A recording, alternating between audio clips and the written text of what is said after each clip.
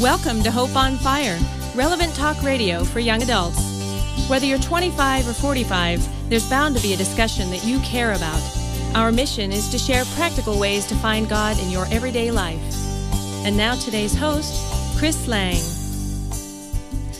Unless you've been in a cave for the last 40 years, you know that public college and university faculty and their sex education textbooks have largely indicted the Judeo-Christian view of sexual abstinence before marriage. In the 1960s, academics attempted to shape the sexual freedom movement as revolutionaries by not accepting out-of-date Christian rules. It's true that many historical Christian views on sex have been influenced from Puritan history in the U.S., where sex was seen as a utility for procreative purposes only. But if sexual repression in the 1800s failed to produce happiness, sexual liberation appears to have produced little more than confusion and diseases on a dead-end street. Hi, I'm Chris Lang, and today's topic is sex in the Culdesac. We will discuss issues on sex education and how liberated sex has made people less human. My guest today is Shayna Bailey. She writes a relationship advice column for Insight Magazine and for several blogs. Shayna also co-authored a new book, The God Encounters Devotional, Pursuing a 24/7 Relationship with Jesus. Shayna holds a BA in psychology from Johns Hopkins University and is a full-time medical student here in the Washington, D.C. area. Shayna's joining us from Washington, D.C. area, aren't you, Shayna? Yes, I am. Thanks for having me, Chris. Yeah, it's great to have you on the program today. Now, great to be here. How did you start writing for blogs and getting involved in writing for young adults? Well, I've been a relationship advice columnist at Insight for just over 6 years now. And so it's kind of natural for me to write about relationships, and especially because I am a young adult who is in a relationship. There are a lot of issues that I can speak to personally. I've also been through the public school system myself. I've never attended an Adventist school, so I'm very familiar with what the prevailing viewpoint is about sex and relationships. Well, Shayna, you know, just because you didn't go to a Seventh-day Adventist Christian school doesn't mean that, just so you know, I went to an Adventist school, and some of the same prevailing challenges are being faced there too. So we hope that Christians of all faiths will be blessed by today's program.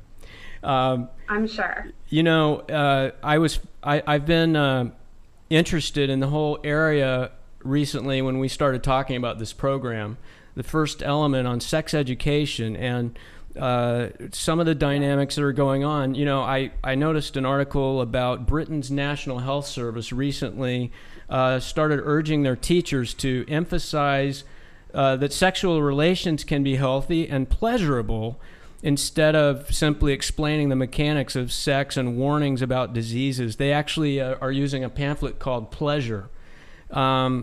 What about your background on sex education and the way, first of all, your background and growing up as a kid, and then secondly, your thoughts being having a psychology background and counseling parents and children?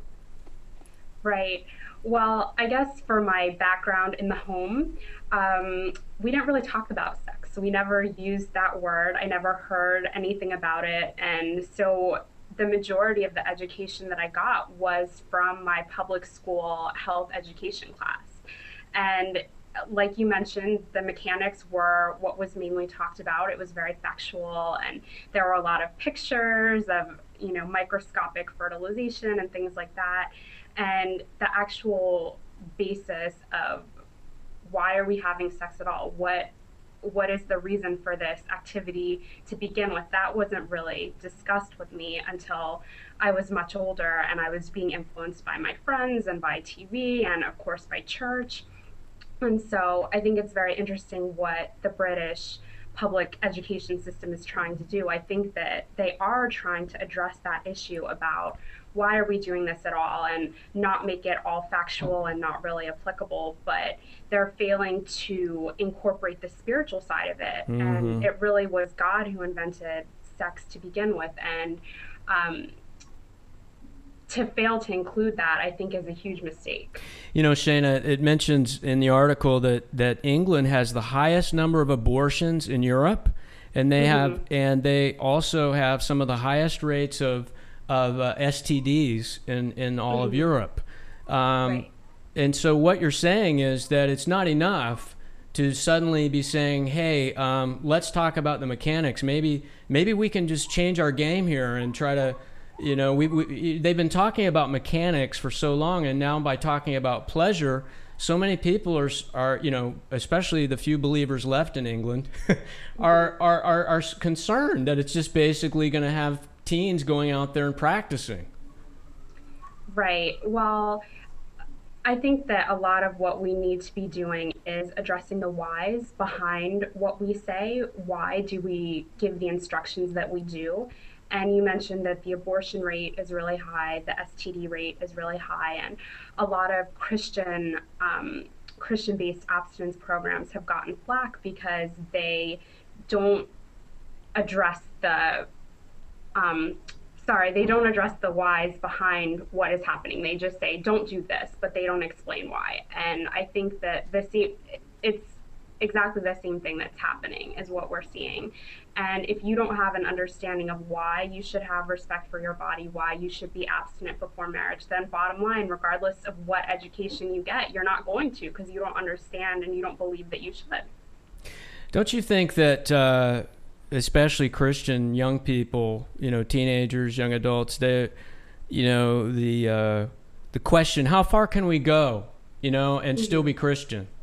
Right. Isn't that the wrong question that we should be asking? I mean, hey, I was guilty. I asked the question when I was younger, and, you know, we all have hormones. And so, but the question of how sacred is the body? That we respect one another to the point where we give up the momentary urge for pleasure, self-gratification.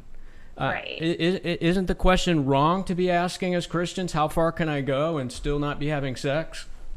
Well, I don't think it's wrong in the sense that we shouldn't be asking it, because I think every teenager alive and everyone who has been a teenager has asked that question, because that's the level of understanding that you have at that point. That's how you figure out how you should be living your beliefs. But you are correct in pointing out that it's not a matter of what we are doing and whether or not we can make checks on a list until we get to a certain point and stop. The decision about purity and what you're going to do before marriage really has to come from a deeper place, and that place is your relationship with God and your personal understanding about what his tenets are when it comes to having sex before marriage and respecting your body, and even after you're married, even after you're having sex, what it means to keep the marriage bed pure, what it means to be faithful to your spouse. I mean, all of these things have to come from your relationship with God. Shayna, tell our audience about the interview you heard on Oprah from Dr. Laura Berman, and you wrote about it in your blog. I did, yes. And it's actually my former roommate, who's an elementary school teacher, who told me about this. Dr. Laura Bergman is a very well-known psychotherapist, and she was on Oprah talking about educating your children about sex, which, very good. I mean, that was a great topic. But one of the things that she said that kind of appalled both my roommate and I was that mothers should be teaching their daughters about how to use vibrators as young as age 10. And the basis for that was that if you have an understanding about how to pleasure yourself, then you won't be as dependent on another person to provide that stimulation for you, and you can be in more control of your body. So on one hand, I applaud Dr. Bergman for bringing that topic to light, and in some way I think that she was maybe even making a masked plea for abstinence for young girls who should not feel peer pressure to engage in sex too early. But on the other hand, she missed the fundamental point of sex, which is to unify a husband and a wife in the marriage institution. And if you start having sex with the mindset that it's something that is intended to pleasure yourself, you're going to rob yourself of the true meaning of sex, and you're also going to dishonor the sacred institution that that God made it to be a part of, which is marriage.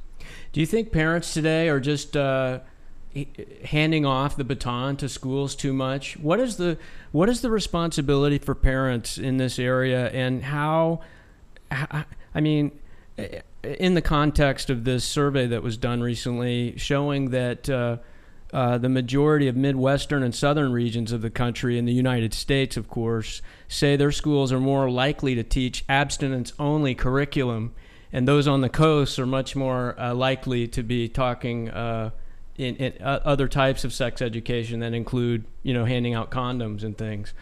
What are your thoughts about parents' role in all of this? Well, I think parents of any faith, whether or not they're Christian, non-Christian, whatever they believe, have always been uncomfortable talking about sex. And like I mentioned, my parents were very well-bred Christian people who took me to church every weekend, and they did not mention the SCX word at home at all. And it is an uncomfortable topic to bring up. I think that it is awkward for a lot of parents to sit down and to have that kind of conversation with their kids. But if they make the decision not to do that, their children are getting the information from school, from the internet, from their friends. And usually the information that they're getting is inaccurate, and it is also skewed to reflect the beliefs of the people from whom they're getting it. And so when we as a culture make the decision to not talk to our children about it, then we're also depriving them of the education that they need spiritually about, as Christians, this is what we believe about sex. And so I'm not going to tell you, just don't do this because you shouldn't. I want you to understand why. I want you to want to not do it yourself. And so it is kind of a difficult bridge to gap, especially when for generations we really haven't been talking about it. But if we don't start now, we're just going to continue to deteriorate. And I mean, I don't feel comfortable with kids being told that it's okay for them to use vibrators and that is how they should explore their body. You're talking about an education that in fact teaches young people from teenage years, when they come to an age of understanding about their bodies and they start to explore their hormone changes in their bodies and things. Mm-hmm. If you were to start teaching a young person from the time they were young the truth that is taught in Psalm chapter 8, that mankind was created just a little bit lower than God. I mean, the actual Hebrew word there is Elohim, which many Bibles translate to mean a little lower than the angels. Mm-hmm. But there's something powerful about what God intended for humanity. And right. I think our culture has squeezed sex down into a very small mold that can't hold it. Right. Well, sex, just like any other good thing on earth, is something that Satan perverts to hurt us, and something that he can manipulate into something that it wasn't intended to be. And in Proverbs, one of the things that Shayna, stay with us. We'll be right back after this break.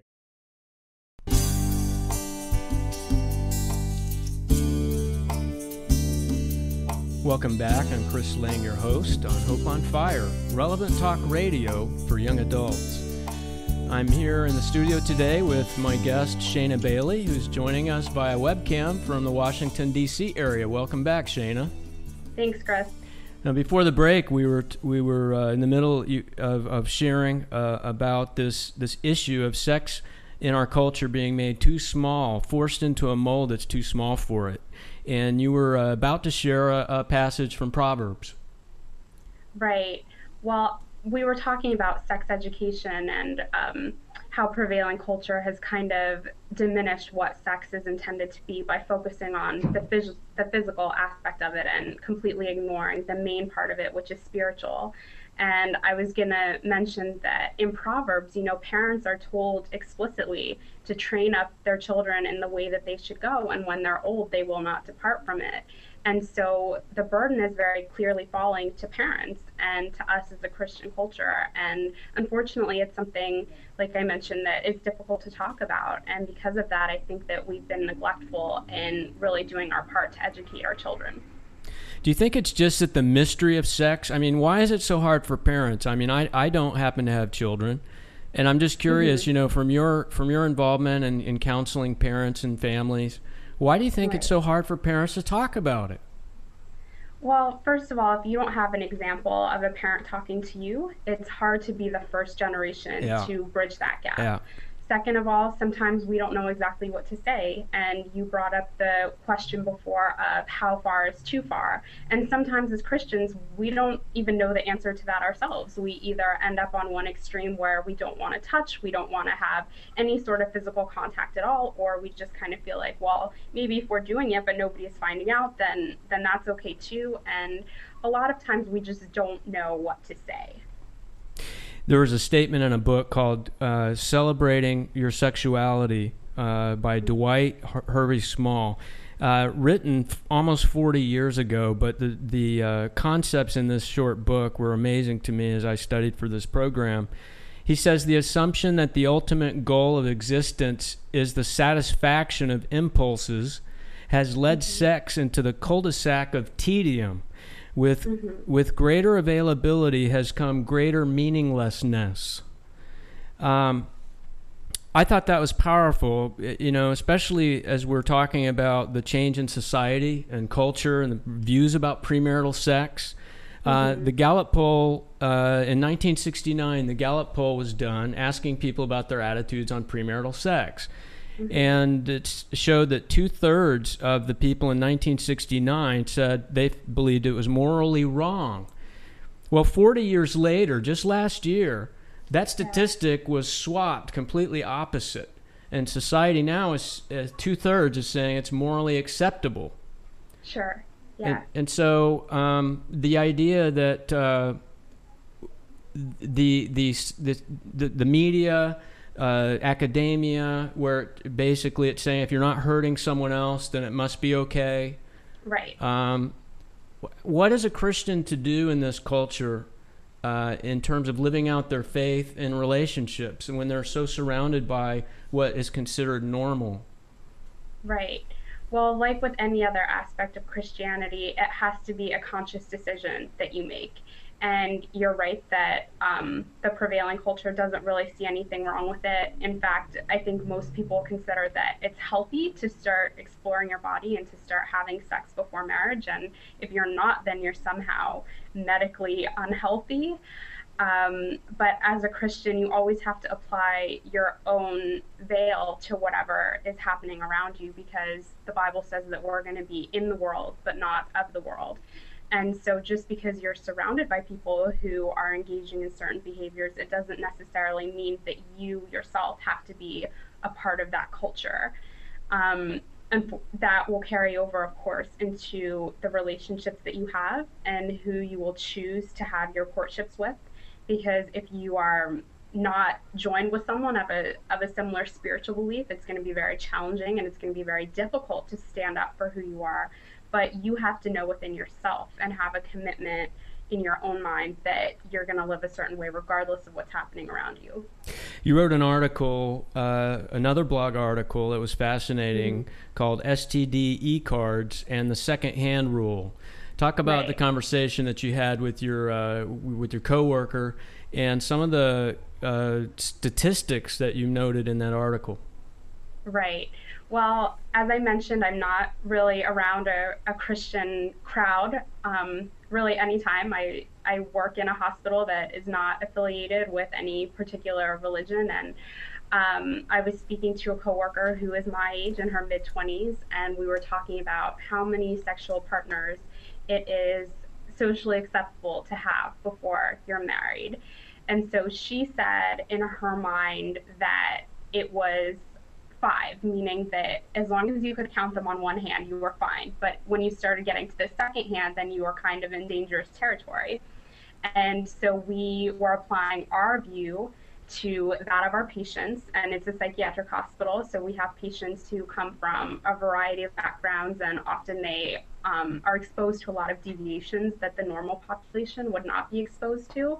And some of our patients who are teenagers have had dozens of sexual partners already, and they're comparing their experience with family members who have had hundreds of sexual partners. And so to them, in the larger scheme of things, they're fine. They've only had 36 partners compared to their mom or their aunt who may have had 500 sexual partners.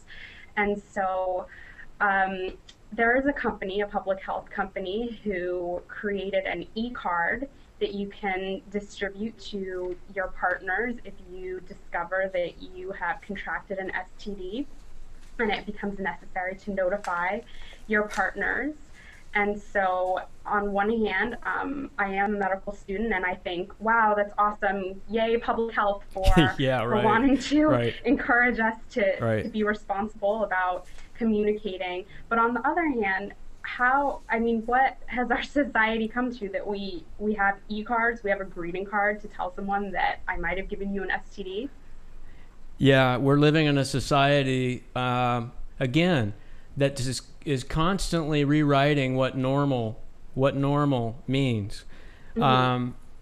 I was on abcnews.com website recently and found a couple articles that are just, again, feeding into this context of the world that we're becoming, basically living like animals. I mean, one of the articles was talking about how prevalent anal sex is now with teenage girls, and how dangerous that's becoming, but there's not enough education for them to understand how they can contract STDs this way. And another article was talking about the first legal male prostitute or gigolo in the state of Nevada, who's comparing himself to Gandhi. And also, what was the other famous person? As if he's starting, Rosa Parks, who sat down in the bus during the civil rights era. Mm-hmm. I mean, that is, what do you think about that? Well, it all goes back to an understanding of what sex is and how it should apply to you as a person. And you mentioned young girls who are having anal sex because they want to stay virgins until they're married. And so their understanding of what sex is vaginal intercourse. So as long as they do everything except that, in their mind, they believe themselves to be virgins. Whereas the biblical view of that would be that purity is not just what you are doing to your body. Purity is an all-encompassing idea. It's about what you look at. It's what you think about. It's how you interact with those around you. Purity is very mildly physical and very much emotional and spiritual. But if you don't have a good understanding of that, then you can't really apply it to your behavior. And when it comes to the male prostitute that you were talking about, it's the same sort of thing when you come to an understanding of what sex is. If you view sex as a commodity, that can be traded or sold or that can be profitable, then you don't really have a concept of why you would not want to treat your body in a way where you could be profiting from something like that. I learned something about the word immorality. One of the applications to the meaning is that it's a perversion that attempts to separate sexuality from the rest of your personality. And as you're saying, compartmentalizing it in such a way that you can sell it like a commodity and not feel guilty about it. Right. And actually denying the expression of the whole person by doing that. Right. Don't you see that's part of the issues, that people don't see sex as part of their whole person? Absolutely. I think that a lot of the trends that we've been talking about, one of the reasons that they're so dangerous is that we're focusing on sex as a physical act, about the pleasure that it can provide, about which body parts we can use and how far we can go. And we're failing to realize that sex is an emotional experience, whether or not we want to acknowledge it. It's emotional and it's spiritual. It's something that God designed to unify two people within marriage. And marriage was patterned after him and his church. And so if you neglect either one of those factors, you're going to deprive yourself of the entire experience that it was meant to be. And you're also going to leave feeling unsatisfied. And that's one of the reasons that many people do end up having so many sexual partners, is because if you're only focusing on the one aspect of it, then you're going to need to keep going back for more, because you're missing out on the larger parts of sex. Shayna, it's interesting that you referenced the original design of God for the man and woman to have sex within that context of marriage. Mm-hmm. In 1 Corinthians 6, 16 through 20, there's a passage in there where Paul compares a believer to join himself to a prostitute as being a sin against his own body, against his own soul. And I was curious about how this word prostitute actually connotates really sort of a demonic parody of what God intended marriage to be. If the prostitute in the scripture is like an adulterous woman, and it's like the opposite of what God's ideal model should look like. Absolutely. Well, Shayna, thank you so much for sharing with us today. It was very enlightening. Thank you, Chris, for having me. God bless you in your medical school journey. Thank you. All right. For the Christian, the final answer is not what seems best to them, not what appears to be the most acceptable cultural norm.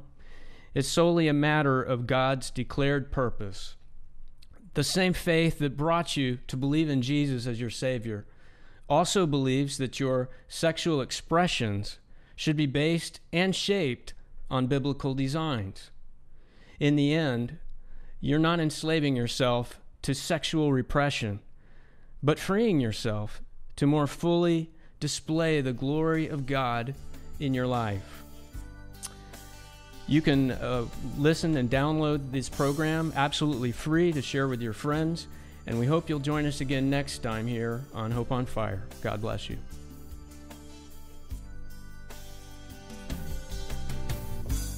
Hope on Fire is produced by Livestreams Media, a listener-supported ministry.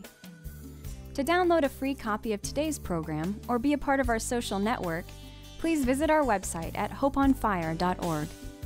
You may also contact us by writing to Livestreams Media, P.O. Box 608513, Orlando, Florida 32860, or online at hopeonfire.org.